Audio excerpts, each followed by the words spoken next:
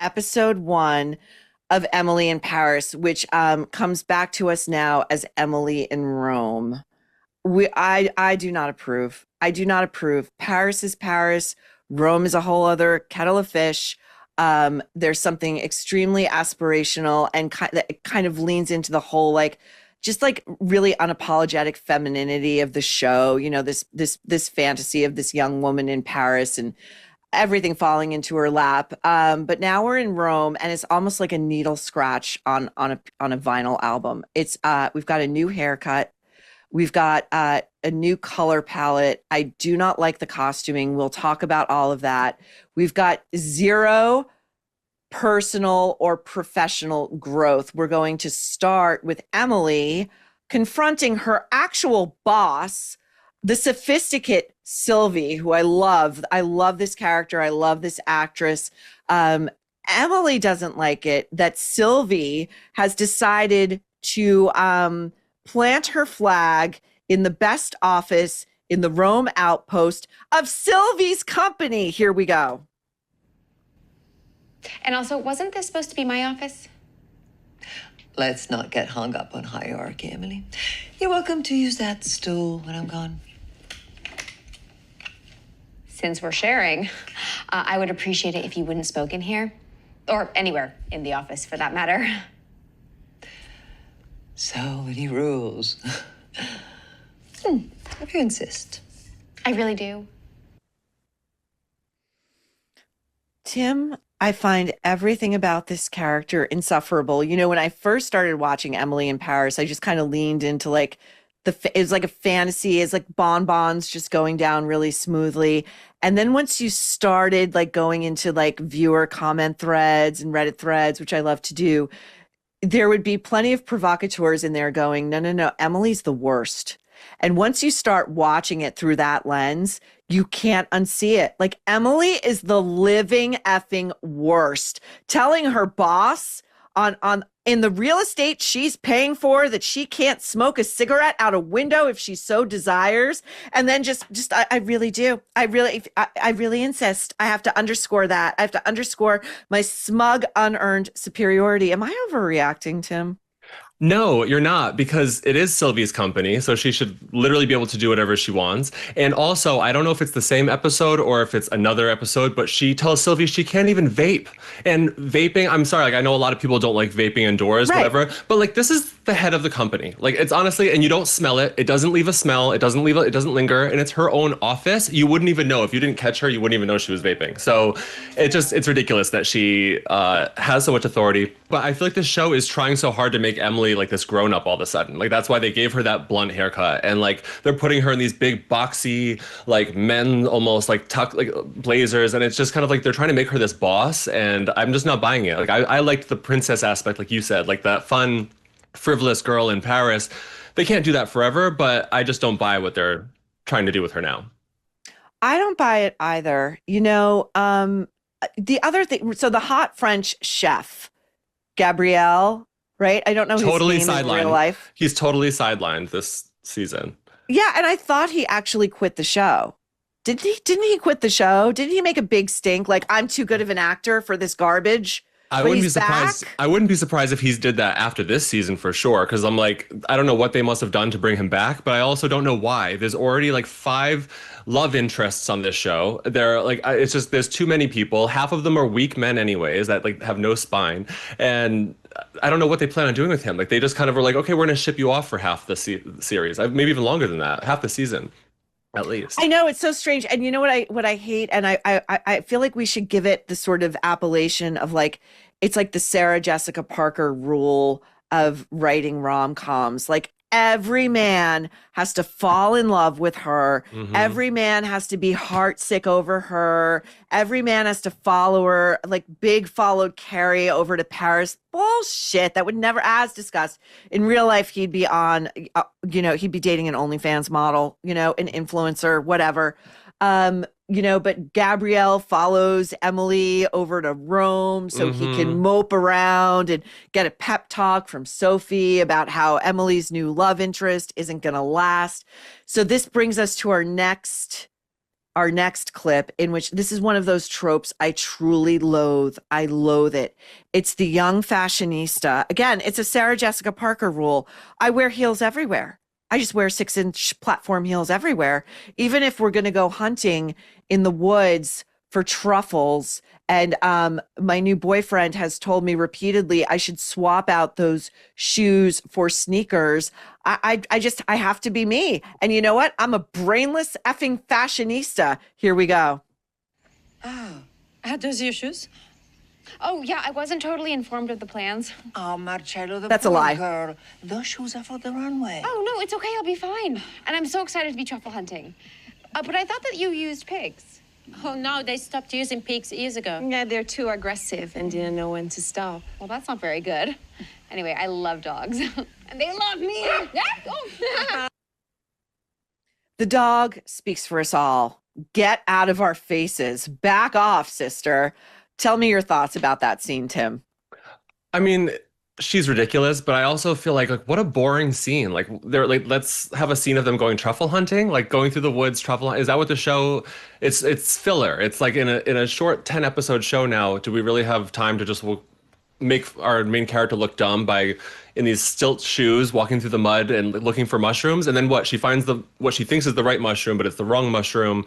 And they're like, ha ha ha. What was the point of that? What was the point of this scene? I just don't get what they're trying to do in the show anymore. It's so filler. Everything feels like filler. Well, that's a deliberate thing, and it's been going on for quite a while now. Those scenes are deliberately written into scripts, whether it's for streaming or network or movies, because they all know they're competing with the primary screen, which is this. So those scenes, those are written so that you can get bored. Your wiring is like, oh, I want to go and see what's going on Instagram. And then you're like, wait, I'm watching this thing, and you can go back and you can dip in and out. And like, there's no problem whatsoever. It's so depressing. It's so depressing. It makes me really long for the days when like a filmmaker, like every single cut, every single moment, every single look, every single line, it all meant something and was like contributing to this greater piece of art that, by the time you're through with it, I just did a Redford binge after he died. And I watched 3 days of The Condor for the second time, and I was blown away again because it was so rich, it was so rich. Yeah. And you just don't get, yeah. No, I agree with you. And this show is the complete opposite of that. Like, do we really need a performance from Mindy every single episode? Like, I get it. No, I get it. No, make it stop. You're a theater girl. We get it. I saw her when she was on Broadway, when she was in Mean Girls. Like, so I get it. Like, let's bring her on TV and let her perform. We don't need that every episode. This isn't like a musical show. We get it. She can sing, and the costumes, like you're dressing her up like a circus freak so that she can perform every episode. And we don't need it. The show does not need it. Let's cut it all out, and we'll have 7 episodes. And this is how they don't know what to do with her character anymore. They should have written her off. They should have just sent her back to Asia and made her like a major star of like of their version of Idol or The Voice or whatever, and just be done with it. Because they are trying to make her a star. They're like, oh my God, everyone in Italy knows you. Like everyone in Rome seeing you on TikTok. I'm like, how? How does everyone know Mindy? Like the show wants Mindy to be this big celebrity for some reason, and I'm not buying it. I don't like it. I don't like it. I don't like it either. And you can tell they don't know what to do with her because now they're pairing her with Emily's ex-boyfriend and trying to make that, and it's like, there's never been a spark between them. There's never been a hint of competition. Like, make the show interesting. Make Emily and Mindy very competitive as their careers advance. Like, bring some friction in here. Drama needs conflict. And I don't think the stakes are high enough here. And speaking of conflict, Tim, I needed to talk to you about Emily's costumes because these feel visually very aggressive. We're wearing like these green and white stripes that and the green platforms. And like, I don't know if this is a skirt or a skirt or whatever. And then we see her next in like this blue and white chinoiserie. Like she looks like a table setting, I don't, and it's aggressive and it's hard to look at. What do you think they're doing here? And it's not even just her. Like Mindy, I feel like is even more extreme. Like Mindy's outfits gotten me furious, like watching this show. And she walks out with that stupid little like, conductor's hat and like the green outfit, the mint. But yeah, with Emily, like her costumes too. I don't know why they only give the good costumes to Sylvie. They said everything that Sylvie wears, even when it's a little bit bold, will still be on brand and still like elevate her. Whereas these two, like it's almost like it's distract. Remember my rule, like when you have not much to talk about, the show likes to distract. So it seems like whenever I see them in these ridiculous clown outfits, I'm like, now the show is about to distract, because now like they don't even care if we're listening to the words. All they're saying is like, oh, let's look at that teapot costume that she's wearing next to like Miss Orange, and like it just, none of it makes sense. Like I know that I love a little fantasy in a show. I love a little like lack of realism, but this show just looks, you can't have these girls parading down the street like that while everyone else looks totally normal and no one's looking at them. No one's giving them side eye. No one thinks it's weird. They're just like, yep, that's just how they dress here. Yes, yes. And also two young professionals working in media, which they both are, would be on TikTok and Instagram all day long, looking at the codes for Rome, for a media person in Rome. How do I dress? How do I dress to stand out just a little bit, but to work myself into the culture and the way that women my age look in that culture, or the kind of woman I want to be? Totally dead on, Tim, as usual. I thank you for reminding me of your distract rule. You're so right. So right. So now we're going to cut to, we're in episode 2. And Emily we're talking about a grandmother we've never heard of. We don't know. There's a lot of expository dialogue. I hate exposition. It means the writing is bad. The writing is bad and it's clunky. So she unwraps this vintage Fendi bag that she says her grandmother has given her before she goes to a meeting with Fendi. You tell me, Tim, if you would wear the label while you're going to the label. I don't know if that's kosher or not, but anyway, she shows it to Mindy, who is nothing but electrified to see this artifact, and Emily's being a complete bitch to Mindy. Here we go. So I have a meeting with one of my favorite brands today. No. Fendi? Oh, if Grandma could see me now. Oh no. Is Grandma goes too? What? No, she lives in Lake Bluff. I still can't believe that she gave this to me. She loved it so much. You've never let me see it in daylight. It's stunning. No natural oils until the beeswax leather conditioner dries. Okay. I'm surprised you brought it to Rome. What, and leave it with you in Paris? Who knows what you get up to while I was away. So if you're just listening, Emily gave Mindy a smackdown, like, don't you dare touch my Fendi until all the oil has completely dried, and I couldn't leave it with you anyway because you're just trash. And you might take my Fendi without even asking me, and then I don't know what you would do with it, like carry it around town. She's such a bitch. And also, have we ever seen this bag before in the other four seasons that she was in Paris? What was it, like shoved under her bed, that we've never heard of it, seen it, anything before? And she was like, I don't want you to use it. Like, what are you talking about? She probably didn't even know you had it. Like, well, apparently she did now, because they're talking about it as if like, oh, that's the bag that your grandmother had? That fake expositional conversation that you're saying. But we've never even heard of this bag. So Mindy didn't even know about this bag. This bag is stupid. And no, she shouldn't bring it with her to this meeting and hold it right in front of her, thinking she's like Miss Thing. Because as we know, it doesn't even turn out to be real. So exactly. Metaphor of all metaphors. The bag turns out to be a fake. But also, if you think you have a real Fendi and it's a vintage one that belonged to your grandmother and not only has like actual value in the marketplace, but sentimental value to you, would you really, again, you're a fashionista, okay? Would you really put it in its dust bag and then put it in a cheap plastic bin from the Container Store and then put it underneath your bed? Wouldn't you put it in some sort of climate control, or none of it makes sense. Okay. So anyway, Emily comes to find out the bag is a fake. And then she's worried that her boyfriend of like 5 seconds, very, very eligible bachelor, is cheating on her. And so this is another trope I hate because I think it pushes really distorted messaging to girls and young women, which is that materialism conquers all, and that what you really want in a man is a guy who's going to assuage any of your emotional anxieties by taking you shopping. Here we go.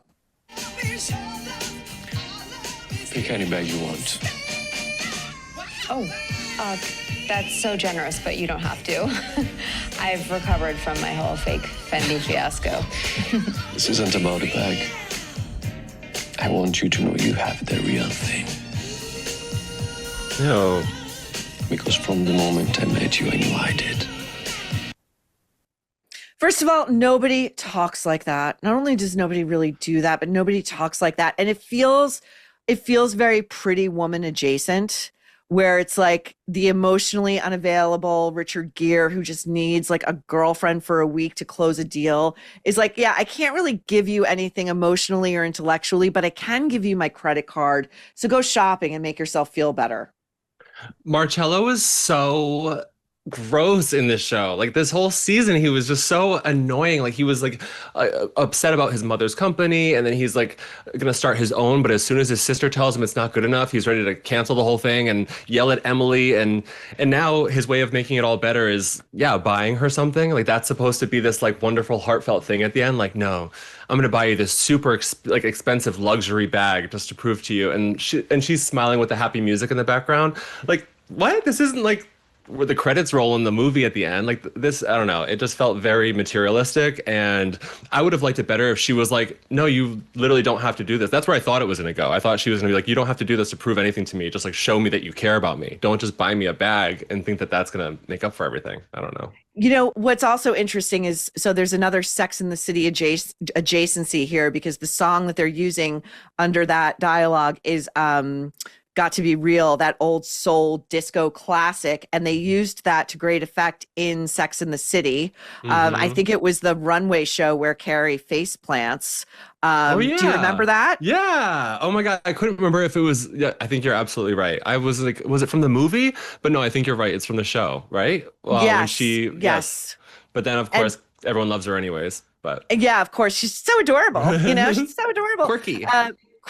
But you know, Darren Star, who created the original Sex and the City, is the creator and showrunner of Emily in Paris, and so that makes sense. But what is tricky here is I don't think he has enough young straight women in his writer's room, or older women in his writer's room, because this feels like this is a very emotionally stunted girl's approach to life. And as you said, the proper reaction to going pick any bag you want would be like, this is really kind of fucked up. I don't like it. No, totally. And I think you're absolutely right. It kind of is like, it almost feels like a gay man's world, like much like a Ryan Murphy show, where it's like women aren't dressing like how women really dress. I love fantasy. I love a woman in heels. I love it all. But I just think that the show takes it to a different level. Not even like a nice Patricia Fields. I mean, I don't think she does the styling. I hope not. She was doing it, but I don't know if she still is, because I don't know. I looked at those costumes we were talking about earlier, and I just can't see her putting those girls in them. I just can't. Yeah, no. So, yeah, no, I just think that the show is kind of going off the rails with the costumes, and oh my God, I wanted to make sure that we brought this up too. The makeup. Yeah. I feel like throughout the whole show, and especially in this season too, Emily's makeup is either heavy or yellow. Yes. And I've just noticed it's so distracting, because then you see Mindy, who has like this like plump, luscious skin, always glowing, always radiant. And then you see Sylvie, whose makeup always looks very, very natural and demure, with some eyeliner, some peach blush, and like a nude lip. But Emily always looks heavy. And then they like try to put on a dark lip to balance out this short little bob that she has. And it just looks like opaque yellow foundation with a purple lip, and it clashes. And I've noticed it, not in every episode, but I've noticed it in a lot of episodes. Thank you for articulating what's been bugging me about the close-ups on the Emily character.